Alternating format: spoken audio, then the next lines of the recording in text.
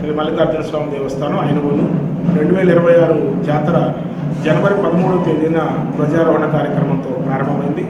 ఈ రోజున భోగి నాడు అత్యంత విశిష్టమైన తేదీగా పరిగణించి భక్తులందరూ కూడా కొన్ని లక్షల మంది భక్తులను దర్శించుకోవడానికి ఉదయం 3 గంటల నుంచే క్యూ లైన్లో వేచి ఉన్నారు.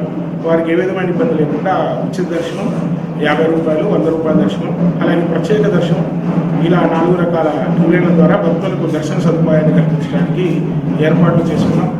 ఈ సంవత్సరం మేడారం జాతర ఉన్నందున భక్తులు ముందస్తుగానే స్వామివారికి మొక్కుబడులు చెల్లించిన తర్వాతే మేడారానికి వెళ్తారనే ఉద్దేశంతో గతం కంటే అధికంగా భక్తులు వచ్చే అవకాశం దృష్ట్యా విస్తృతమైన ఏర్పాట్లు పూర్తి చేశారు.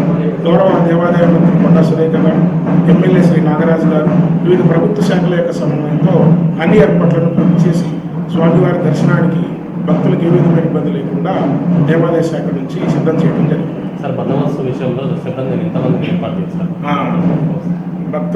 భక్తులకు ఏ విధమైన ఇబ్బంది లేకుండా పోలీస్ శాఖ వారి సహకారంతో సుమారు 400 మంది పోలీసు సిబ్బంది వారు తమ విధులను గత 3 రోజుల నుంచి నిర్వహిస్తున్నారు.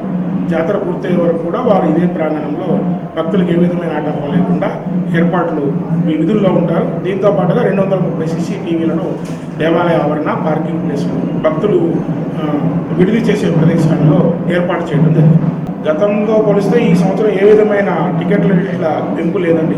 గత సంవత్సరం ఎలాగైతే ఉందో బోనం 20 రూపాయలు, పట్నం 150 మరియు 300, దర్శనం 50 రూపాయలు, 100 రూపాయలు, 500, అర్చన 50 రూపాయలు, అభిషేకం 100 రూపాయలు. గతంలో ఉన్న రేట్లనే ఈ సంవత్సరం కొనసాగించడం జరుగుతుంది. సార్, భక్తులకు ఎలాంటి సూచనలు?